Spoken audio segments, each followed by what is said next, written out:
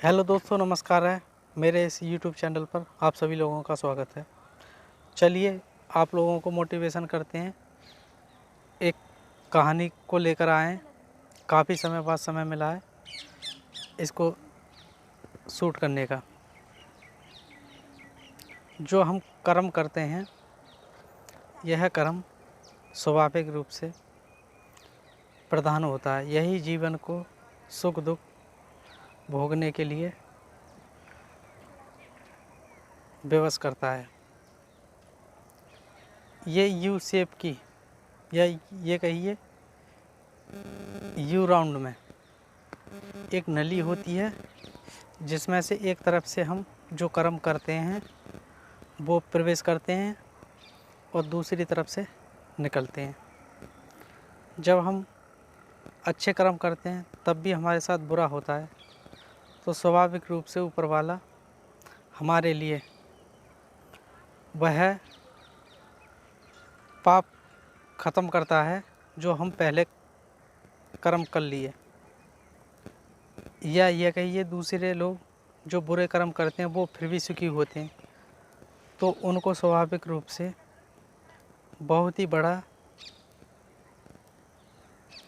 दंड मिलने के लिए विवश हो रहे हैं। कुछ समय के लिए उनको सुख की प्राप्ति होती है। आइए इसी कहानी में कुछ विवेकपूर्ण कहानी को जोड़ते हैं। किसी एक राजा रहता था और उसके राज्य में एक संत रहता था और बहुत बचपन से ब्रह्मचर्य का पालन करता था। वह उसी राजा से उसी राज्य की सीमा में समीप, तो राजा ने एक मंदिर बनवा रखा था, उसी में भजन गाता था और अपना समय काट रहा था। भोजन पाता और भजन करता था। उसके सिवा उसके पास कोई काम नहीं था और राजा भी बहुत प्रसन्न था उसके स्वभाव को देखकर, व्यवहार को। कुछ समय के बाद राजा के बच्चे की शादी होती है, लड़का की। वह लड़का शादी के योग्य हुआ तो एक दिन उसका शादी का समय आ गया। जब राजा की शादी, लड़के की शादी होके आई, तो रात में दोनों पति पत्नी आराम कक्ष में या कमरे में आराम कर रहे थे। रात का समय था। उस समय ये उजाले नहीं हुआ करते थे जो आजकल बल्ब, रोशनी वगैरह वगैरह। उस समय हंडा नाम से एक लैंप हुआ करता था, तो वही जल रहा था। लड़के की म्यान टंगी हुई थी, म्यान में तलवार थी। तो कुछ उसको दुल्हन को, नई नवेली दुल्हन को, वह तलवार में अजीब सी चमक दिखाई दी। लड़का सोया हुआ था, उसका पति, और लड़की की आंख खुली तो वो उस चमक को देखकर बेबस हो गई, देखने के लिए इच्छुक हुई। तो उठ के खड़ी हुई तो उसने म्यान में से जैसी तलवार को खींचा और तो उसने जो है झटका लगा तो चिंगारी सी छूटी। जिस तरह से चिंगारी छूटी नई नवेली दुल्हन के हाथ से, वह तलवार गिर पड़ी और जाके जो उसका पति था, लड़का राजा का, उसकी गर्दन पर जा गिरी। तलवार काफ़ी धारदार थी, उसकी गर्दन कट जाती है। कुछ पल बाद लड़का ख़त्म हो जाता है, उसका, उस नई नवेली का पति। अब वह यह सोच के परेशान थी कि अगर मैंने सच कहा इन लोगों से तो ये लोग विश्वास नहीं करेंगे, अगर मैंने झूठ बोला तो ये लोग मान लेंगे जो भी कहूँगी। कई घंटे विचार करती रही। उसके बाद भोर में 4 बजे 5 बजे के समथिंग उसने शोर शराबा मचा दिया कि चोर आ गए, चोर आ गए। यह देख के पहरेदार राजा के सब लोग इकट्ठा होकर आ गए। राजा को खबर पहुंची कि नई नवेली दुल्हन के पास में चोर आ गए कमरे में। तो राजा की इच्छा जागृत हुई, राजा भी पहुंच चुका है। वहाँ जाकर देखा तो लड़का जो ख़त्म हुआ था उसके गर्दन पर तलवार लगी हुई थी। तो राजा के सवाल जवाब हुए दुल्हन के साथ में। तो राजा ने दुल्हन से पूछा कि बेटा ये कैसे हादसा हुआ? तो बोला चोर आए थे और वो जो है उन्होंने जो है मेरे पति परमेश्वर के वार कर दिया। मैं भी सोई हुई थी, ये भी सोए हुए थे, सोते वक्त मार गए। और मेरे को जब पता चला मैंने हल्ला मचा दिया। राजा बहुत चौकन्ना हुआ। राजा ने कहा किस तरफ से आए थे, कहाँ के रहने वाले थे, क्या थे? दुल्हन ने उसी समय तत्काल जवाब दिया कि मैं तो फर्स्ट रात आई हूँ, पहली रात है, मुझे उनके बारे में क्या पता। मैं तो केवल इतना जानती हूँ वो इस तरफ भागे थे, जिस तरफ के लिए उसने उंगली की थी उसी तरफ उस संत का जो राजा के यहाँ 20 साल से ब्रह्मचर्य का पालन कर रहा था तथा वह रहता था, उसी तरफ उसकी हाथों का इशारा गया।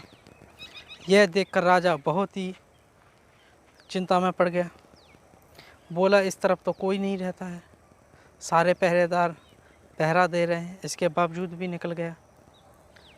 तो प्रजातंत्र था। सुबह को पंचायत हुई। तो उस समय प्रजा ने कहा कि मानो ना मानो राजा साहब, यही संत जो है आपके बेटे का हत्यारा है।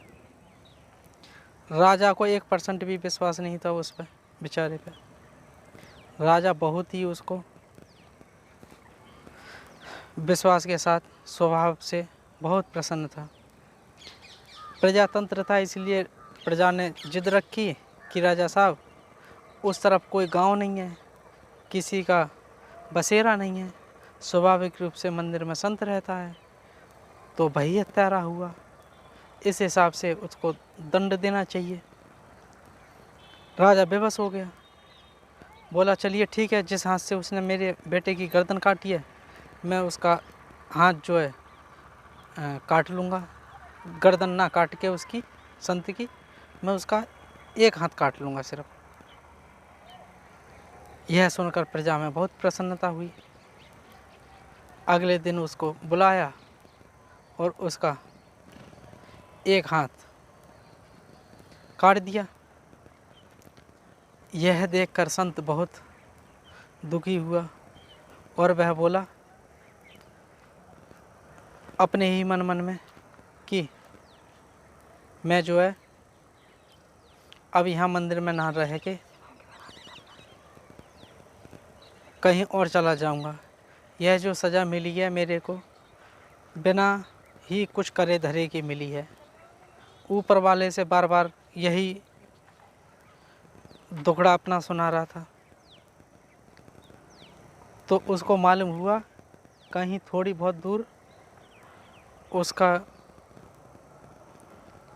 परिचित में एक कोई ब्राह्मण रहता था और वह भविष्यवाणी के बारे में पूरी तरह से निपुण था। वह लोगों के कर्म आगे पीछे जो भी दिनचर्या भूतपूर्व की बातें बताया करता था। उस संत को बहुत इच्छा प्रकट हुई।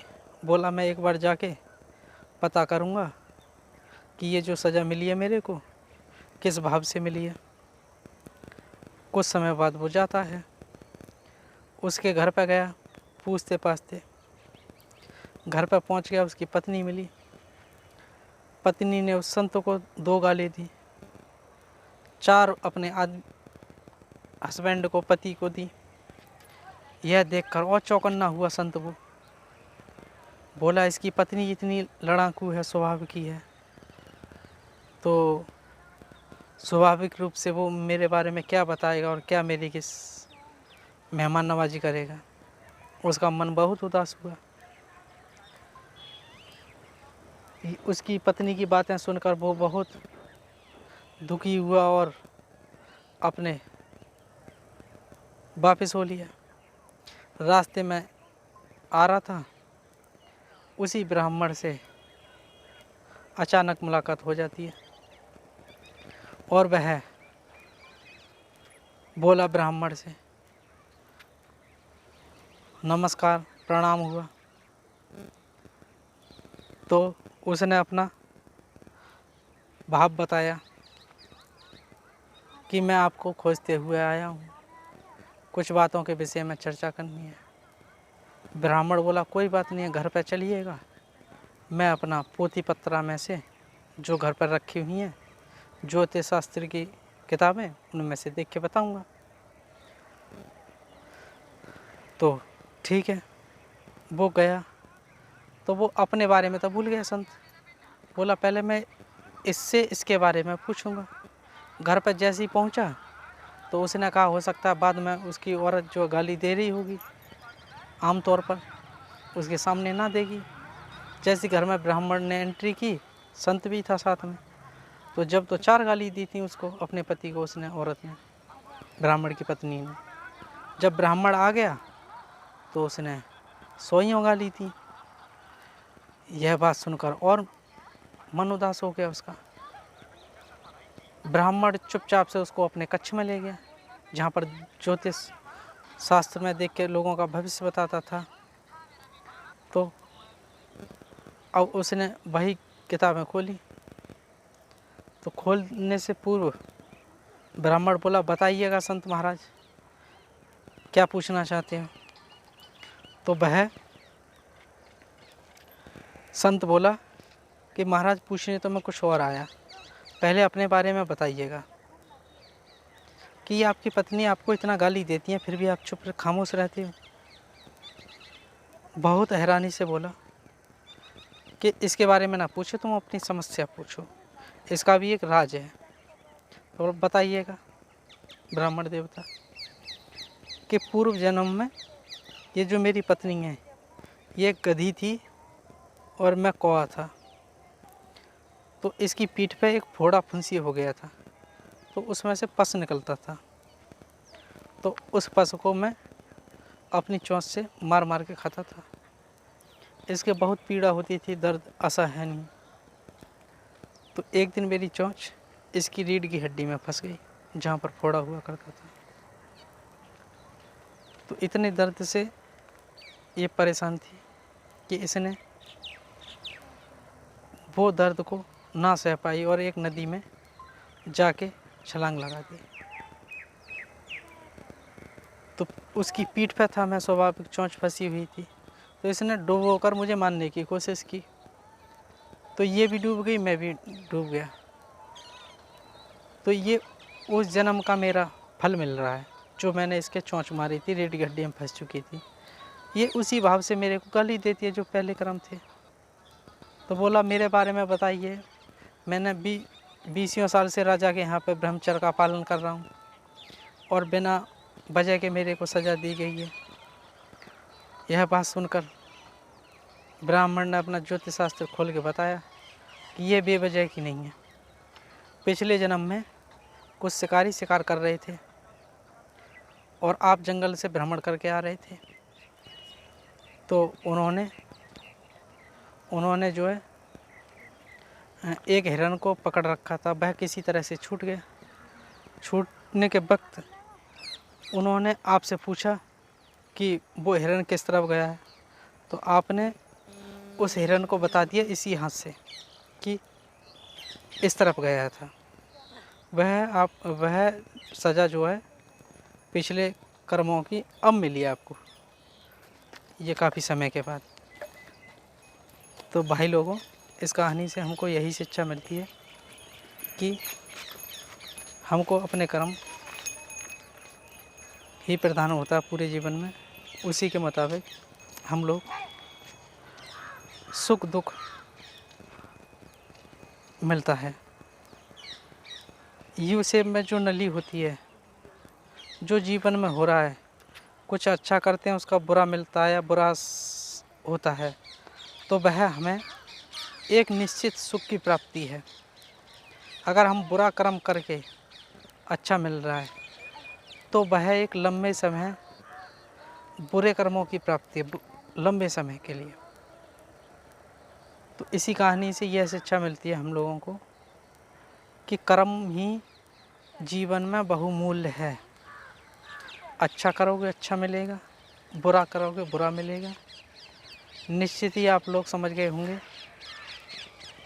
इस कहानी का यहीं पर दी एंड करते हैं। नमस्कार, सत श्री अकाल, राम राम।